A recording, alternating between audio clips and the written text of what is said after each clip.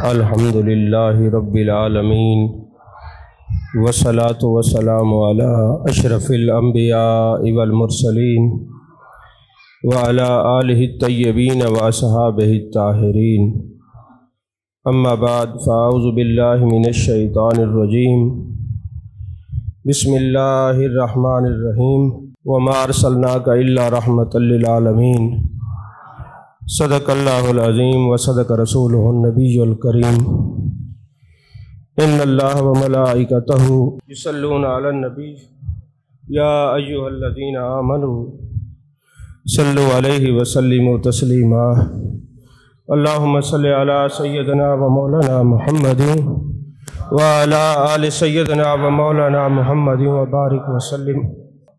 تمام تعریف اللہ تبارک و تعالیٰ کے لیے جو خالق کائنات بھی ہے، مالک ششجہات بھی، جو عاد بھی ہے، سمد بھی ہے، جس کی شان لم یلد بھی ہے ولم یولد بھی۔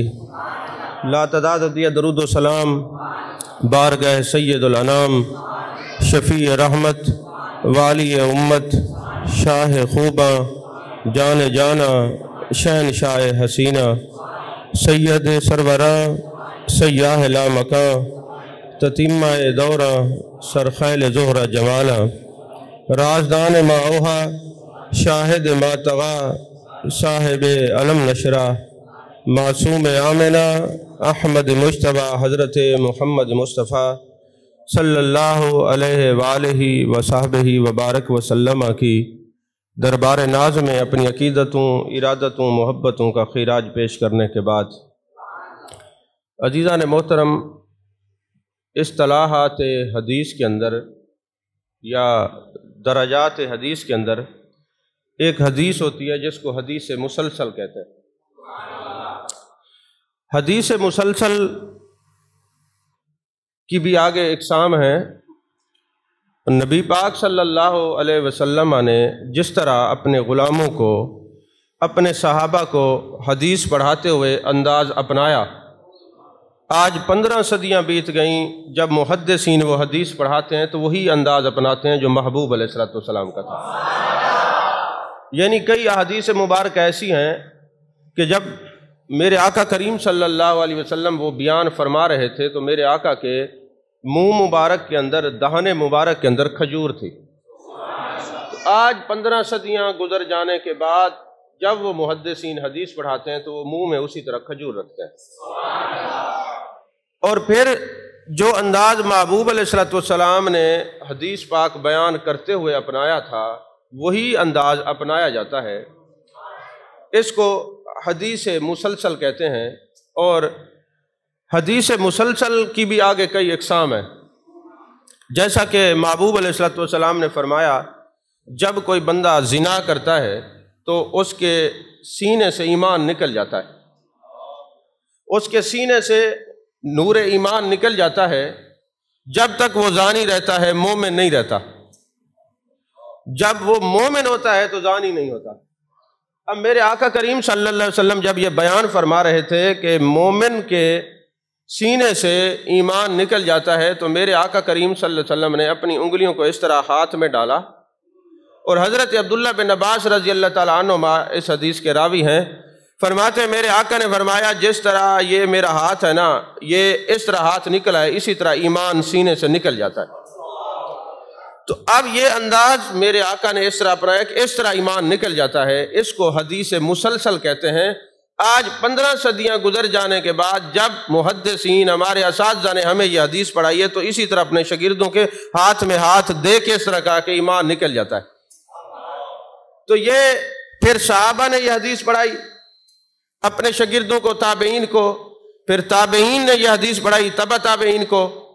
تو یہ حدیث مسلسل جو ہے یہی طریقہ ہے کہ محبوب علیہ السلام کا جو عمل ہے اس طرح کر کے دکھایا جائے، جس طرح محبوب علیہ السلام نے اپنے شاگردوں کو پڑھایا ہے اسی طرح پڑھایا جائے۔ اب اس حدیث مسلسل کی آگے کئی اقسام ہیں، جیسے کہ حدیث مسلسل بالمصافحہ، یعنی ہاتھ ملا کر حدیث پڑھانا۔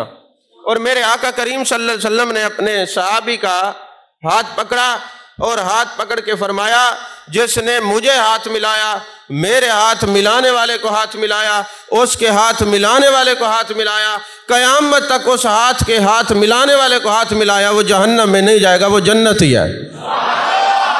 اس کو کہتے ہیں حدیث مسلسل بالمصافحہ۔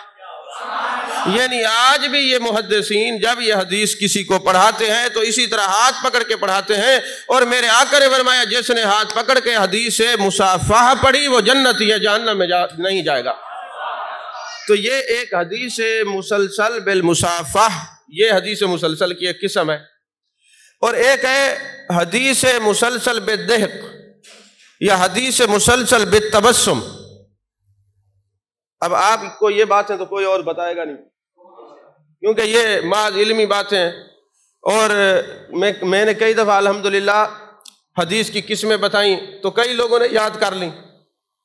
تو یہ ان اقسام میں سے یہ بھی حدیث مسلسل ایک قسم ہے۔ تو ایک حدیث بالضحک یعنی مسکرانا یا حدیث بالتبسم، یہ بھی حدیث مسلسل کی ایک قسم ہے۔ یعنی جب میرے آقا کریم صلی اللہ علیہ وسلم حدیث پاک پڑھا رہے تھے تو مسکرا رہے تھے، تو پھر جب صحابہ نے حدیث اپنے شاگردوں کو پڑھی وہ مسکرائے کہ میرے محبوب اس طرح مسکرائے ہیں۔ تو یہ حدیث مسلسل بالضحک یا حدیث مسلسل بالتبسم، یہ میرے آقا مسکرائے۔ اب یہ 15 صدیاں گزر گئیں، آج بھی جب محدثین اساتذہ یہ پڑھاتے ہیں تو وہ اسی طرح مسکراتے ہیں جیسے جان کائنات صلی اللہ علیہ وسلم 1500 سال پہلے مسکرائے تھے اپنے شاگردوں کو یہ حدیث پڑھاتے ہوئے۔ تو یہ حدیث مسلسل بالضحک یا حدیث مسلسل بالتبسم ہے، یعنی صدیاں بیت گئیں، 1500 سال ہو گئے، جب بھی یہ حدیث پڑھائی جاتی ہے اس طرح مسکرایا جاتا ہے کہ میرے محبوب اسی طرح مسکرائے تھے۔ یہاں تک آپ کو بات سمجھ آ گئی ہے؟ حدیث مسلسل، اور پھر حدیث مسلسل میں سے حدیث مسلسل کی اقسام میں سے حدیث مسلسل بالمصافحہ اور حدیث مسلسل بالتبسم یا حدیث مسلسل بالضحک یعنی مسکرائے میرے محبوب۔ تو یہ حدیث حضرت نور الدین زنگی رحمۃ اللہ علیہ کے سامنے پڑھائی جا رہی تھی، ان کے جامعہ کے اندر، ان کے مدرسہ کے اندر شیخ الحدیث صاحب یہ حدیث مسلسل بالضحک پڑھا رہے تھے، استاد بھی مسکرائے، شاگرد بھی مسکرائے، نور الدین زنگی سائیڈ پہ بیٹھے ہوئے ہیں، وہ مسکراتے نہیں۔ جب لوگوں نے دیکھا کہ یہ حدیث کا عمل ہے اور سارے مسکرا رہے ہیں، اساتذہ بھی مسکرائے، یہ محبوب کا عمل ہے، یہ حدیث مسلسل بالضحک ہے، حدیث مسلسل بالتبسم ہے، نور الدین زنگی نہیں مسکرایا۔ اب نور الدین زنگی کوئی عام آدمی نہیں ہے، ذرا آپ اپنے بادشاہوں کی تاریخ کو پڑھا کریں۔ نور الدین زنگی وہ بادشاہ وقت ہے کہ ایک دن سویا ہوا ہے، جان کائنات جان عالم صلی اللہ علیہ وسلم کی زیارت ہوتی ہے، میرے آقا فرماتے نور الدین تو اپنے گھر میں چین سے سویا ہوا ہے، کچھ کتے ہمیں پریشان کر رہے ہیں، کچھ کتے ہمیں پریشان کر رہے ہیں۔ حضرت نور الدین زنگی کھڑے ہوتے ہیں اور فرماتے یا رسول اللہ صلی اللہ علیہ وسلم ایسی زندگی کا کوئی فائدہ نہیں، ہم بھی ہوں آپ کے غلام اور کوئی آپ کو پریشان کرے۔ پھر سو گئے، پھر میرے آقا تشریف لائے خواب کے اندر، میرے آقا نے فرمایا نور الدین تو سو رہا ہے اور کتے ہمیں پریشان کر، اور باقاعدہ میرے مصطفیٰ کریم صلی اللہ علیہ وسلم نے پریشان کرنے والوں کی شکلیں دکھائیں۔ جب پریشان کرنے والوں کی شکلیں دکھائیں تو حضرت نور الدین زنگی اٹھے اور فوراً دمشق سے چل پڑے مدینہ شریف میں۔ جب آئے نا تو وہاں پہ آپ نے فرمایا سارے مدینے والے جتنے مرد ہیں کوئی گھر میں نہ رہے، دسترخوان بچھایا اور فرمایا سب کی دعوت ہے، اور ایک ایک صف کے اندر ایک ایک بندے کے چہرے کو دیکھ رہے تھے کہ محبوب نے صورت دکھائی تھی۔ وہ جو بدتمیز اور گستاخ بے ادب بدبخت لوگ تھے ان کی شکلوں کو پہچاننے کی کوشش کر رہے ہیں۔ لوگوں نے کہا حضور والا سارے آ گئے، فرمایا یہ بتاؤ جن کو ہم دیکھنا چاہ رہے ہیں وہ نہیں ہے، کوئی رہ تو نہیں گیا؟ انہوں نے کہا جناب کونے میں پڑے رہتے ہیں، حجرے میں پڑے رہتے ہیں، اور لمبی لمبی داڑیاں ہیں اور اللہ اللہ کرتے ہیں، وہ باہر نہیں نکلتے، وہ کسی کو نہیں ملتے۔ فرمایا ان کو فوراً بلایا جائے۔ جب ان کو بلایا تو وہ وہی تھے جن کی شکل میرے مصطفیٰ کریم صلی اللہ علیہ وسلم نے دکھائی تھی۔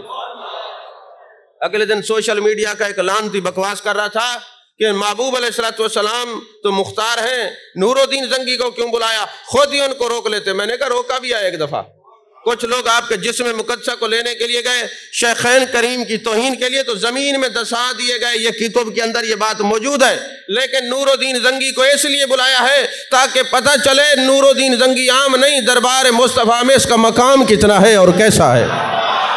وہ اپنے غلاموں کے مقام کے اظہار کے لیے کبھی اپنے غلاموں کو بلا لیتے ہیں۔ تو عزیزان محترم، حضرت نور الدین زنگی نے جب دیکھا نا کہ وہی تھے اور فرمایا کہاں رہتے ہیں، مجھے لے چلو۔ ظاہر سی بات ہے، آپ کبھی کسی تہہ خانے میں جائیں نا تو قدم رکھیں تو قدموں کی آواز ہوتی ہے، محسوس ہوتا ہے کہ نیچے تہہ خانہ ہے۔ تو جیسے قدم رکھا تو پتہ چلا کہ نیچے گڑھا ہے، کہا ہٹایا جائے، دیکھا تو پھٹے تھے اور اندر انہوں نے سرنگ کھود رکھی تھی۔ وہ محبوب علیہ السلام کے جسم مقدسہ سے کچھ فاصلے میں تھے، یعنی وہ عیسائی تھے اور مسلمانوں کا لبادہ اوڑھ کر شکل مسلمانوں کی بنا کے میرے مصطفیٰ کریم صلی اللہ علیہ وسلم کے جسم مقدسہ کو لے جانے کے لیے آئے تھے۔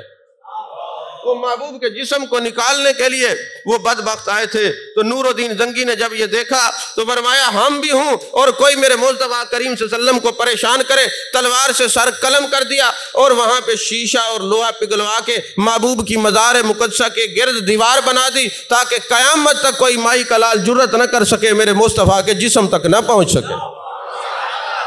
یہ وہ نور الدین زنگی ہے، کوئی عام آدمی نہیں۔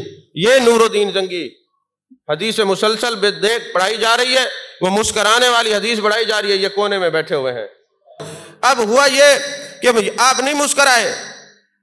طالب علم بڑے نقاد ہوتے ہیں، بڑی تنقید کرنے والے ہوتے ہیں، انہوں نے دیکھا بادشاہ وقت ہے، مسکرایا نہیں، اور محبوب علیہ السلام کی حدیث ہے، یہ تو ایسا ہو گیا کہ دیکھا محبوب کی حدیث پہ مسکرایا نہیں۔ اگر ہو سکے تو ان بچوں کو بٹھا دیا کریں، اس سے بھی کوئی چھوٹے ہو تو وہ بھی لے آیا کریں، تاکہ چلو تھوڑی دیر تو ماں باپ کی جان چھوٹ ہی جاتی ہے نا۔ اب وہ جناب والا محبوب علیہ السلام کے غلاموں، وہ جب مسکرائے نہیں تو ظاہر سی بات ہے اعتراض ہوا۔ طالب علموں کے سامنے تقریر کرنا بڑی مشکل ہے۔ ہم جامعات اور مدارس کے اندر جاتے ہیں، وہ سبحان اللہ ہی نہیں کہتے، کیونکہ صرف نحو اتنا ان کے دماغ میں گھسی ہوتی ہے، وہ سمجھتے ہیں ہم ہی حرف آخر ہیں، یہ بولنے والا کچھ بھی نہیں، اس کو تو پتہ ہی نہیں، یہ تو خطیب بن گئے، عرصہ ہو گیا پڑھے ہوئے، آپ تو بھول بھال گئے ہوں گے، ہم تو پتہ نہیں بہکی وقت ہیں اور پتہ نہیں سیوطی زماں ہیں اور پتہ نہیں کیا کیا اپنے آپ کو خود ساختہ بن جاتے ہیں۔ یہ تو جوں جوں عمر گزرتی جاتی ہے تو علم مائل با تصوف ہوتا جاتا ہے، یہ وقت گزرنے کے ساتھ ہے، طالب علمی ایسی ہوتی ہے۔ اب ہوا یہ کہ انہوں نے اعتراض کر دیا کہ بادشاہ وقت مسکرایا نہیں، تو چند طلباء اکٹھے ہو کے حضرت نور الدین زنگی کے پاس آتے ہیں اور کہتے ہیں بادشاہ وقت حدیث مسلسل بے دیکھ یا بے تبسم تھی، مسکرانا چاہیے تھا، محبوب مسکرائے، آپ کیوں خاموش رہے؟ تو حضرت نور الدین زنگی نے کیا کہا؟ فرمایا اس وقت بیت المقدس یہودیوں کے قبضے میں ہے، میں اس لیے نہیں مسکرایا کہ اگر میں محبوب کے پاس جاؤں، اللہ اور اس کے رسول پوچھیں کہ بیت المقدس یہودیوں کے قبضے میں اور تو مسکرا رہا تھا، میرے پاس جواب نہیں، میں تب مسکراؤں گا جب بیت المقدس کو یہودیوں کے قبضے سے آزاد کر لوں گا۔ تو وہ بادشاہ وقت تھے جو اس لیے بھی نہیں مسکراتے تھے کہ بیت المقدس کافروں اور مشرکوں کے قبضے میں ہے۔ مذمت کا ایک درجہ ہوتا ہے، یہ نہیں ہوتا کہ کوئی کہے میں حاکم وقت بھی ہوں اور صرف مذمت کرتا ہوں، مذمت نہیں ہوگی۔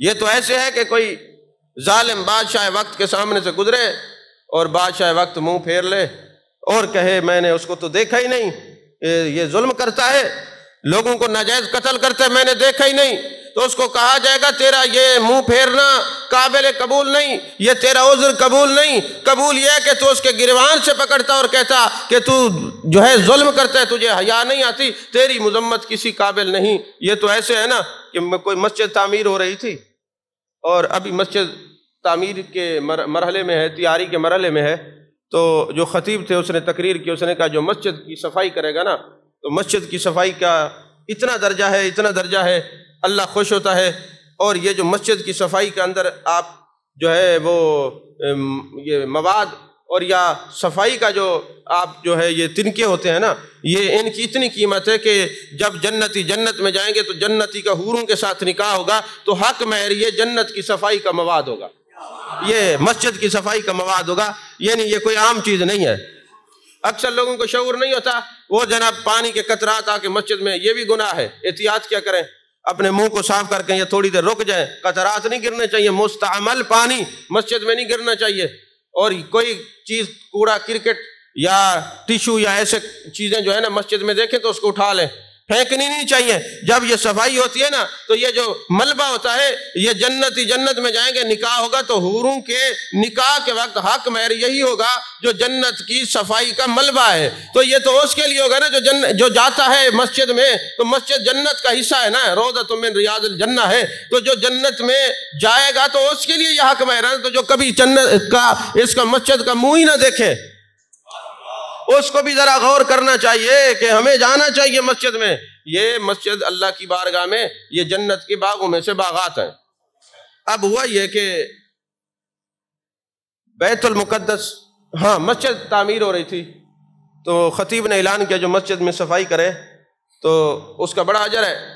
تو علاقے کا بہت بڑا جو گاؤں کا چودھری تھا، نواب تھا، جو ملک تھا، پیسے والا تھا، اس نے جھاڑو اٹھایا اور مسجد کی صفائی شروع کر دی. کیا سادگی ہے، 4 کروڑ کی کوٹھیاں بیٹھتے چٹائی پہ ہیں، کیا سادگی ہے. اب وہ جناب والا صفائی کرنا شروع کر دی. جب صفائی شروع کی تو کسی نے پوچھا ملک صاحب، خان صاحب، چودھری صاحب، پیر صاحب، فلاں صاحب، یہ آپ صفائی کر رہے ہیں؟ اس نے کہا خطیب نے تقریر کی ہے کہ صفائی کی بڑی اہمیت ہے. اس نے کہا صفائی تو کرو کہ مسجد تیرا باپ بنوائے گا. کوئی سمجھ نہیں آئی. وہ صفائی تو بعد میں ہوگی، پہلے جو مسجد بن رہی ہے اس کو تو بنواؤ نا. تو نے نہیں سنا محبوب نے فرمایا جو ایک چڑیا کے گھونسلے جتنا بھی مسجد بنانے میں مدد کرے گا، معاونت کرے گا، اس نے جنت میں گھر بنایا ہے اپنا. اس نے جنت میں گھر بنایا. یہ مسجد کی تعمیر و ترقی میں حصہ لینا جنت کے، یوں کہیے جو مسجد بنواتا ہے، مسجد میں ایک اینٹ بھی پیش کرتا ہے، مسجد تعمیر ہو رہی ہو تو وہ مسجد کی تعمیر تو ہو رہی ہے، در حقیقت وہ جنت میں اپنے گھر کی تعمیر کروا رہا ہوتا ہے. یہ میرے محبوب علیہ الصلوۃ والسلام کا فرمان ہے.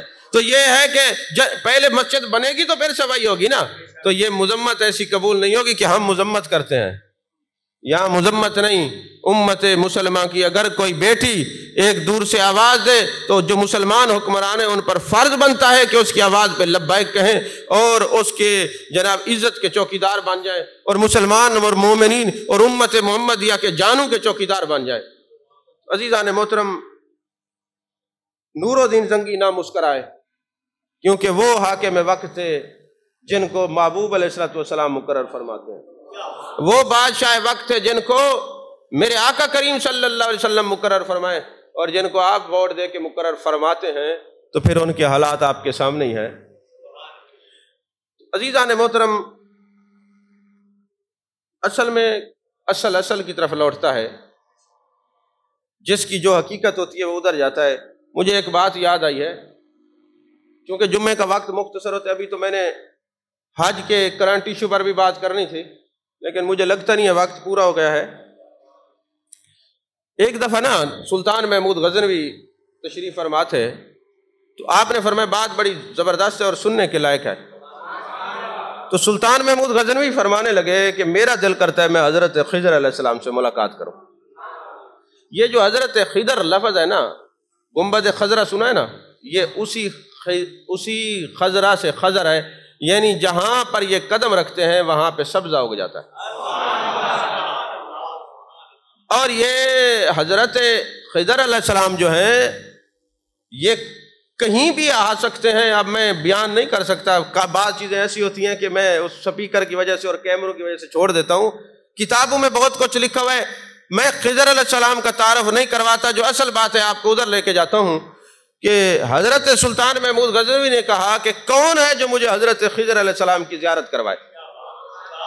آپ نے جب یہ کہا تو ایک بندہ بیٹھا تھا مجمع میں، دربار میں کھڑا ہوا، اس نے کہا حضور مجھے وظیفہ آتا ہے، جب میں پڑھتا ہوں تو حضرت خضر علیہ السلام کی زیارت ہوتی ہے، لیکن شرط یہ میرے بچے چھوٹے چھوٹے ہیں، غریب ہیں ہم اور بڑے مسکین ہیں، کھانا پورا نہیں ہوتا، 6 ماہ کا ہمیں لنگر دیا جائے، راشن دیا جائے تاکہ میں دریا کے کنارے بیٹھ کر وظیفہ کروں اور میرے بچے کھانا وہ کھاتے رہیں. چونکہ میں نے وظیفہ کرنا ہے، یا میں کمائی کر لوں یا وظیفہ کر لوں، ایک ہی کام ہوگا نا، تو لہٰذا یہ 6 ماہ کا راشن میرے گھر میں ڈلوا دیا جائے، میں وظیفہ کروں گا، 6 ماہ کے بعد حضرت خضر علیہ السلام کا آپ کو دیدار ہو جائے گا. 6 ماہ کا راشن ڈلوا دیا گیا. 6 ماہ کے بعد جب وہ آیا تو سلطان محمود غزنوی نے پوچھا کیا بنا؟ اس نے کہا حضور بات یہ وظیفہ الٹا ہو گیا، اس میں کچھ کمی رہ گئی تو 6 ماہ اور لگیں گے. تو لہٰذا 6 ماہ کا اور آپ لنگر ڈلوا دیں، راشن ڈلوا دیں میرے گھر میں وظیفہ کرتا ہوں۔ حضرت خضر علیہ السلام سے ملاقات ہوگی، انہیں کہ چلے یہ بھی کروا لیتے۔ جب سال گزرا تو سال کے بعد اس بندے کو بلایا گیا۔ محمود غزنوی نے بادشاہ وقت نے پوچھا کہ تو نے 1 سال کا کہا تھا مجھے حضرت خضر علیہ السلام کی زیارت نہیں ہوئی؟ اس نے کہا حضور میں نے جھوٹ بولا تھا، بات یہ ہے کہ میں غریب ہوں اور میرے گھر میں کھانے کے لیے کچھ نہیں تھا، ویسے آپ کو بھی توفیق نہیں ہے کہ غریبوں کا حال پوچھا کریں۔ تو میں نے کہا چلے بہانہ ہے، تو 1 سال تو میرے بچے پیٹ بھر کے کھا لیں گے، تو اس لیے میں نے یہ کام کیا ہے۔ تو انہوں نے کہا کہ بادشاہ وقت کے سامنے جھوٹ بولتا ہے، تمہیں لحاظ نہیں آیا، تمہیں حیا نہیں آیا، بادشاہ وقت کے سامنے جھوٹ۔ تو لہذا وزیر بیٹھے ہوئے تھے، کہنے لگے بتاؤ اس کے ساتھ کیا حشر کریں۔ ایک وزیر تھا، اس نے کہا جناب اس کے ٹوٹے ٹوٹے کر دیے جائیں، ٹکڑے ٹکڑے کر دیے جائیں، اس کو شرم نہیں آئی، بادشاہ وقت سے جھوٹ بولا ہے، ٹکڑے کر دیے جائیں۔ تو مجلس کے اندر، دربار کے اندر نا ایک نورانی شکل والا بندہ بھی موجود تھا جو اکثر آتا تھا دربار کے اندر، وہ محمود غزنوی جس کو محبوب کا دیدار ہو، محمود غزنوی ابو الحسن خرقانی کا مرید، اولیاء کا ماننے والا، بایزید بستامی کے مرید کا مرید، وہ حضرت سلطان محمود غزنوی عام شخص نہیں تھا۔ تو اس خاندان پہ تو محبوب کا کرم ہے کہ سلطانیت کا تاج ہی سرکار نے رکھا ہے ان کے سر پر، ان کے والد کے سر پر۔ اب ہوا یہ، تو وزیر نے کہا اس کے ٹکڑے ٹکڑے کر دیے جائیں۔ تو نورانی شکل والا بندہ بیٹھا تھا، اس نے کہا یہ صحیح کہہ رہا ہے، یہ صحیح کہہ رہا ہے۔ اب پھر دوبارہ ایک وزیر سے پوچھا کیا کرنا چاہیے؟ اس نے کہا جی ٹکڑے کریں گے تو یہ جلدی مر جائے گا، تو اس کو سزا دینی چاہیے، جرم اس کا بڑا ہے، اس نے بادشاہ وقت کے سامنے جھوٹ بولا، اس کے اوپر کتے چھوڑ دیے جائیں، کتے اس کو نوچ نوچ کے کھا لیں گے تو اس کا کام تمام ہو جائے گا۔ تو وہ نورانی شکل والا بزرگ کہتے بادشاہ وقت یہ صحیح کہہ رہا ہے۔ آپ نے محمود غزنوی نے ایاز سے پوچھا ایاز آپ بتاؤ، اس نے کہا غریب نواز آپ نے 1 سال کا جو راشن دیا ہے آپ کے تو کمی نہیں آئی نا، اس کے بچوں نے کھا لیا ہے، معاف کر دیں۔ پھر حضرت محمود غزنوی نے اس نورانی شکل والے بزرگ کی طرف دیکھا، اس نے کہا یہ صحیح کہہ رہا ہے۔ انہوں نے کہا یہ سارے ہی صحیح کہہ رہے ہیں، ذرا آپ کھڑے ہو جائیں، مجھے یہ بتائیں جس نے کہا ٹکڑے کر دیں آپ نے کہا صحیح کہہ رہا ہے، جس نے کہا کتے نوچ لیں آپ نے کہا صحیح کہہ رہا ہے، جس نے کہا اس کو معاف کر دیں آپ نے فرمایا صحیح کہہ رہا ہے۔ یہ سارے صحیح ہیں تو پھر غلط میں ہوں، غلط کون ہے؟ یہ سارے اگر صحیح ہیں تو اس بزرگ نے کہا اصل کی طرف لوٹتا ہے، جو حقیقت ہوتی ہے وہ کبھی نہیں بدلتی، جو فطرت ہوتی ہے وہ کبھی نہیں بدلتی، جو طبیعت ہوتی ہے وہ کبھی نہیں بدلتی۔ جس نے کہا ہے کہ اس کے ٹکڑے ٹکڑے کر دیں، ان کے آباء و اجداد کسائی کا کام کرتے تھے، ان کا کام ہی یہی ہے، جب بھی اس کو سوجے گا ٹکڑے والی بات سوجے گی۔ کوئی سمجھ نہیں آئی آپ کو؟ جب بھی بات سوجے گی ٹکڑے کرنے والی۔ اور دوسرے نے کہا جی اس کو کتے چھوڑ دیے جائیں، کتے نوچ ڈالیں گے، ان کے آباء و اجداد بادشاہوں کے کتے نہلاتے تھے، اس کی فطرت نہیں بدلے گی۔ میں نے کہنے کو بہت کچھ کہہ دیا ہے، نہ کریں بیت المقدس کی حمایت میں، یہ کیسے کریں گے؟ اصل کی طرف لوٹتا ہے۔ کہاں لے کے جا رہا ہوں آپ کو سمجھے بات؟ تو بادشاہ وقت نے کہا تو پھر ان سے پتہ کرو، انہوں نے کہا جی بالکل یہ صحیح کرے، ایسا ہی ہے۔ زمانہ بدل گیا، بادشاہ کے وزیر بن گئے، مشیر بن گئے، پر جو طبیعت کی فطرت تھی وہ نہیں بدلی۔ تو کہا ایاز نے جو کہا ہے معاف کر دو، تو نورانی شکل والے بزرگ نے کہا محمود غزنوی تجھے پتہ نہیں یہ ایاز سید ہے، آل رسول ہے، اور آل رسول کے خون میں معاف کرنا ان کی فطرت ہے، یہ کسی سے بدلہ نہیں لیا کرتے۔ یہ امام زین العابدین کا خون ہے۔ جب امام زین العابدین کے کمرے میں عرصہ گزرنے کے بعد شمر آتا ہے تو حضرت امام زین العابدین اس کو دیکھتے ہیں، وہ اس کو دیکھتا ہے، پہچان لیتے ہیں۔ شمر کہتا ہے مجھے پانی پلائیں، امام زین العابدین پانی کا پیالہ پلاتے ہیں۔ شمر کہتا ہے اور پلائیں، اور پلایا جاتا ہے۔ کہتے ہیں اے زین العابدین مجھے نہیں پہچانا؟ فرمانے لگے تجھے پہچانا ہے، تو نے میرے باپ کا سر قلم کیا تھا، تو پھر پانی پلایا جا رہا ہے۔ فرمایا اس وقت ہم تمہارے گھر میں آئے تھے، آج تم ہمارے گھر میں آئے ہو۔ تو سادات کے خاندان کے اندر ان کی فطرت میں معاف کرنا ہے، بدلہ لینا نہیں ہے۔ تو لہٰذا یہ سید ہے، سید کا نام سنتے ہی سلطان محمود غزنوی کھڑے ہو جاتے ہیں، فرماتے ہیں ایاز تم نے بتایا نہیں، تم آل رسول ہو، محبوب کا خون ہو، ہم تو اس سے کام وغیرہ لیتے رہے، تو نے بتایا نہیں کہ سید ہیں۔ تو محمود غزنوی تو وہ تھا کہ جو ایاز کے بیٹے کا نام محمد تھا، بغیر وضو کے نام نہیں لیا۔ تو کہا ہے ایاز کے بیٹے ادھر آؤ، وہ باپ کو کہتا ہے آج محمود غزنوی نے میرا نام نہیں لیا، تو حضور کوئی اس سے غلطی ہوئی؟ فرمایا اس سے غلطی نہیں ہوئی، ہم وضو سے نہیں تھے، اس کا نام محبوب کے نام پہ ہے، اور میں بغیر وضو کے محبوب کا نام لیتا نہیں ہوں، لینا پسند ہی نہیں کرتا، لینا پسند نہیں کرتا۔ تو حضور والا سلطان محمود غزنوی رحمۃ اللہ علیہ نے فرمایا ایاز تو سید ہے، تو نے بتایا نہیں۔ ایاز رونے لگ گیا، اس نے کہا حضور میں نے اس لیے نہیں بتایا کہ ہمارے آبا و اجداد نے کہا ہے کہ سید بن کے اپنی عزت نہیں کروانی، خادم بن کے امت کا عزت کروانی ہے۔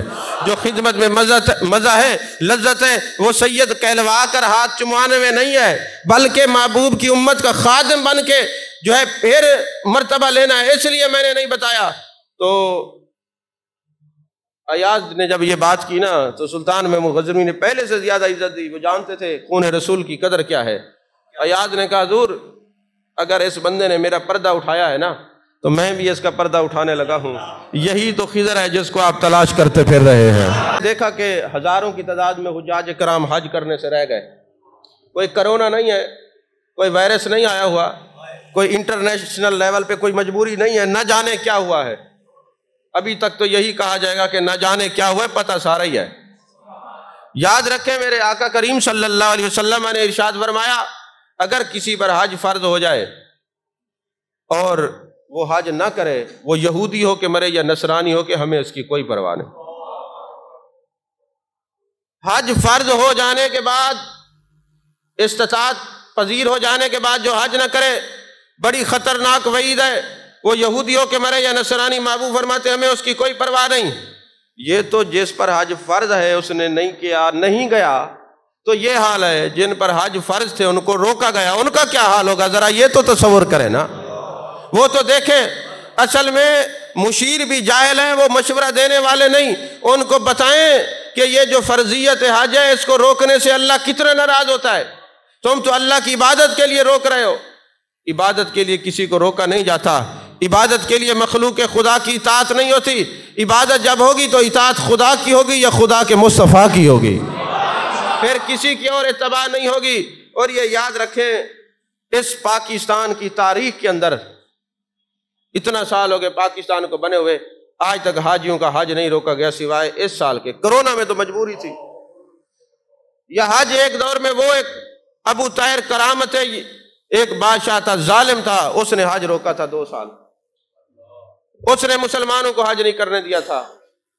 تو ایمان والے ہوں اور عبادت کے لیے روک دیا جائے، ابھی ان کو اپنے ایمان کے جانچنے کی ضرورت ہے، ابھی توجہ کرنے کی ضرورت ہے۔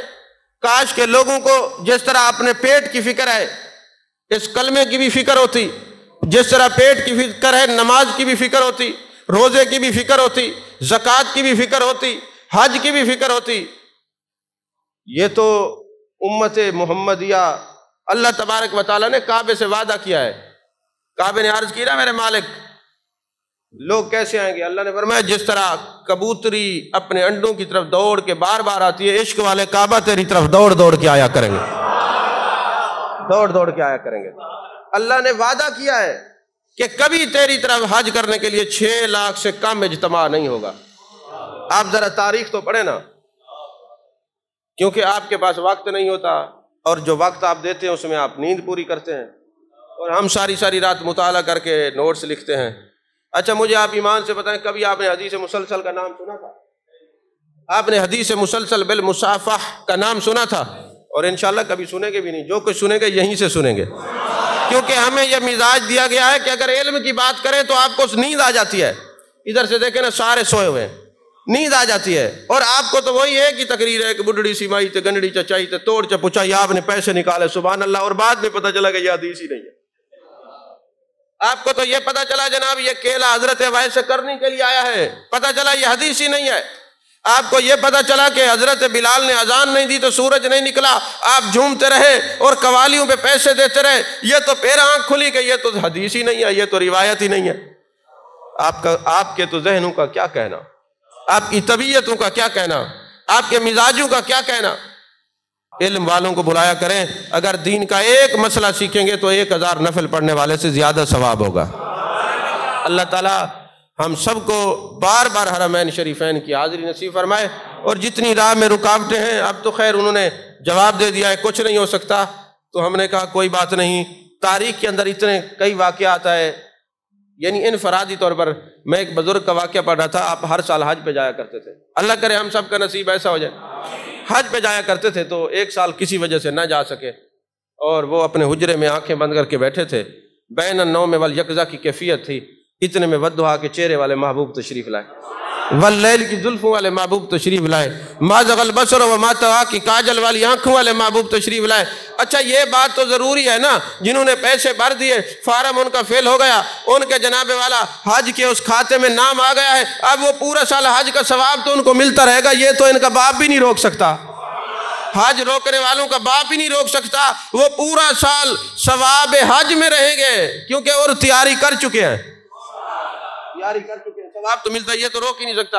اور میرے آقا کا فرمان ہے کہ مومن کی جو نیت ہے وہ عمل سے اعلیٰ ہے، افضل ہوتی ہے۔ تو محبوب علیہ السلام کا دیدار نصیب ہوا، یہ محدث جو تھے سرکار کے قدموں میں گر گئے، آقا اتنی کریمی فرمائی ہے، اتنا مہربانی فرمائی ہے کہ آپ جلوہ گر ہوئے، زیارت کروائی، محبوب مسکرائے، زیر لب مسکرائے اور فرمایا ہر سال تم آتے تھے، اس سال تم نہیں آئے، ہم نے سوچا ہم چلے جاتے ہیں، جا کے تمہیں دیدار کروا دیتے ہیں۔ تو وہ جامی تھا، اس سے پوچھیں جب بادشاہ وقت روکتے تھے، محبوب کے حکم سے روکتے تھے، تو میرے آقا نے فرمایا اس کے اندر اتنا عشق موجود تھا، اگر یہ میری مزار مقدسہ پہ آ کے کلام پڑھتا تو ہمیں باہر نکل کے ان کو معانقہ کرنا پڑتا، جپی ڈال کے ملنا پڑتا۔